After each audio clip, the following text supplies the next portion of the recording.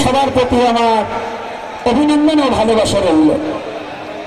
আর আজকে এই সম্মিলিত হিন্দু মহাজোটের সাধু সন্তদের প্রতি শ্রীচরণে রইল আমার অবনত মস্তকে সশ্রদ্ধ প্রণতি জ্ঞাপন করছি। আজ আমরা সনাতনী জাতি ৭১-এর পর হইতে কত নির্যাতনে সয়ে সয়ে আজ আমরা নির্যাতনের চরম এবং পরম সীমায় পৌঁছিয়েছি। আমরা ভেবেছিলাম ৫ই আগস্টের পরে বাংলাদেশের নূতন স্বাধীনতার ঘোষণা দিয়েছিল, কিন্তু না, এটা মিথ্যা আমাদের আশ্বাস দিয়েছে। আমাদের জন্য স্বাধীনতা হয়নি। যদি সনাতনীদের স্বাধীনতা হতো আজকে এই সমাজের সময় নাহিদ কেন ইন্টারনেট ছেড়ে করে দেওয়া হলো?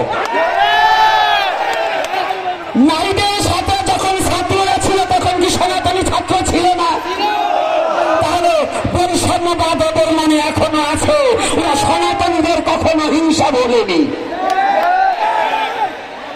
আজকে কেন রংপুর বিভাগীয় সমাবেশে জিয়া স্কুলে দেওয়ার কথা, যেখানে ডিসি মহোদয় প্রথম পারমিশন দেওয়া হয়, ভুলে গিয়েছিল নাকি মুটানকে টাকা খেয়ে আমাদেরকে এই সমাবেশ বাতিল করা?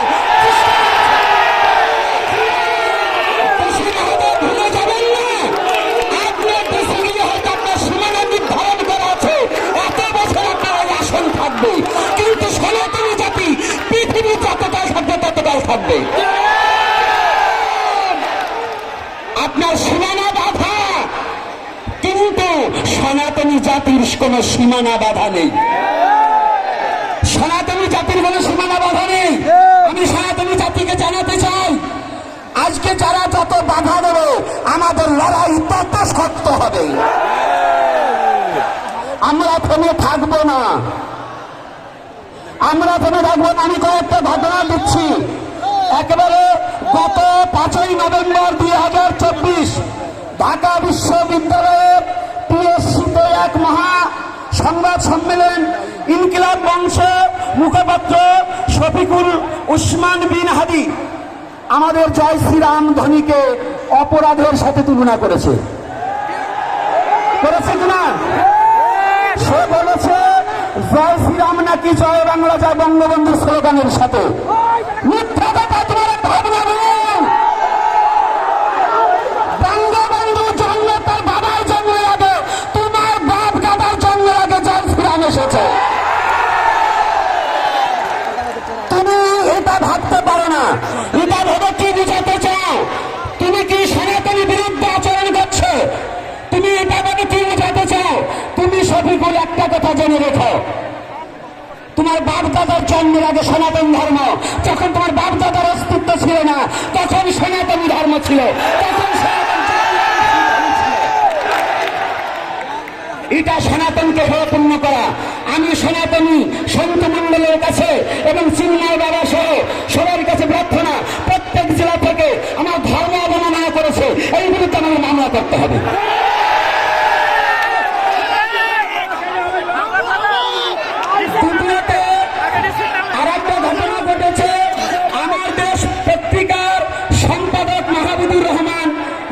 আমাদের ৮ দফা দাবি নাকি স্বাধীনতার বিরুদ্ধে।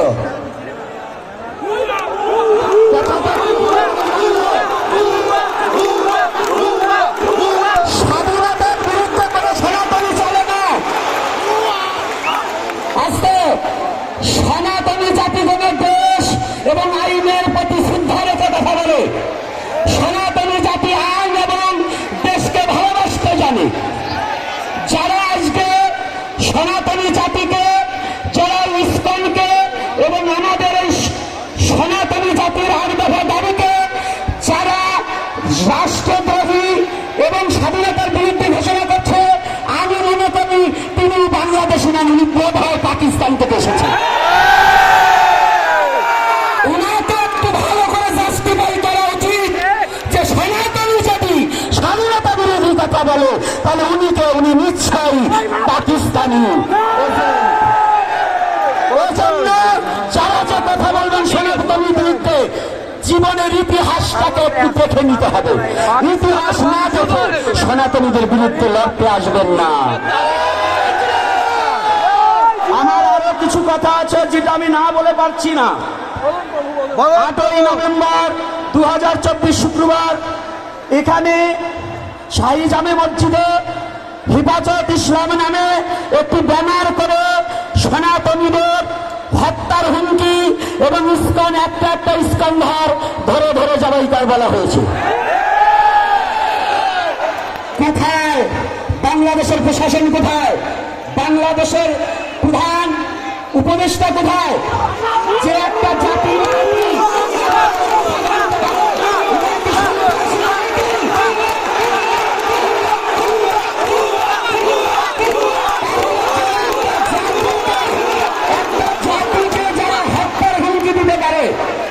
ইসলাম অন্য কোন সংগঠন নয়, তারা জানে না এই বাংলার মাটিতে আমার শ্রীকৃষ্ণ চৈতন্য মহাপ্রভুর আদি বিদ্যালয়, আর সেই শ্রীকৃষ্ণ চৈতন্য মহাপ্রভুর আদর্শটাকেই প্রতিপালন করা হয় ইস্কনের।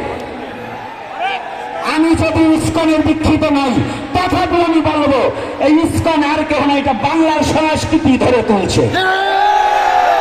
তাহলে ইস্কনে যদি জঙ্গি সংগঠন হয়, যারা প্রকাশ্যে দিবালোকে একটা জাতিকে হত্যার হুমকি দেয়, তারা কি?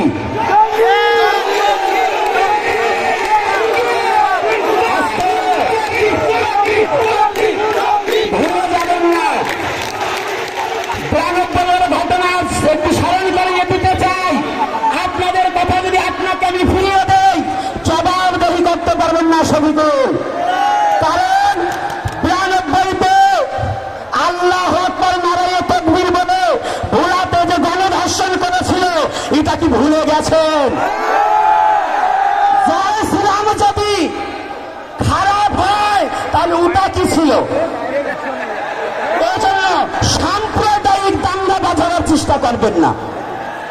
মাহবুবুর রহমান সাহেবকে বলে দিতে চাই, আপনি চাচ্ছেন এই বাংলার হিন্দু মুসলমান এক সূত্রে গাথা চলতে চাচ্ছে, সেই সম্প্রীতিকে নষ্ট করার জন্য ধর্মীয় উস্কানি দিয়ে এই হিন্দু মুসলমান দাঙ্গা বাঁচাতে চাচ্ছে। আমরা এই ফাঁদে পা দেব না, আমরা এই ফাঁদে পা দেব না। মুসলমান আমাদের শত্রুরা, শত্রুরা দেশদ্রোহী, যারা সনাতনকে হে পূর্ণ করতে চায়, ওরা আমাদের শত্রু, কোন মুসলমান শত্রু হতে পারে না। আমি জানাতে চাই, আজকে সনাতনী জাতি এবং সনাতনী যুবক যুবতী এবং মা বাবারা যারা এসেছে, আজকে বিভিন্ন গাড়ি আটকিয়ে দেওয়া হয়েছে প্রশাসনের লোক। আমি প্রশাসনকে জানিয়ে দিতে চাই, ঘুমানো সিংহকে খুঁচিয়ে জাগাবেন না। কত আটকাবেন? আপনার যতগুলো বাংলাদেশে প্রশাসন আছে, তার চেয়ে সনাতনী জাতি কোন অংশ কম নাই। সনাতনী জাতি এখন লড়তে শিখেছে, কারণ সনাতনী জাতি জানে তাদের কোনো মৃত্যু নাই, মৃত্যুর পরে আবার তাদের জন্ম আছে।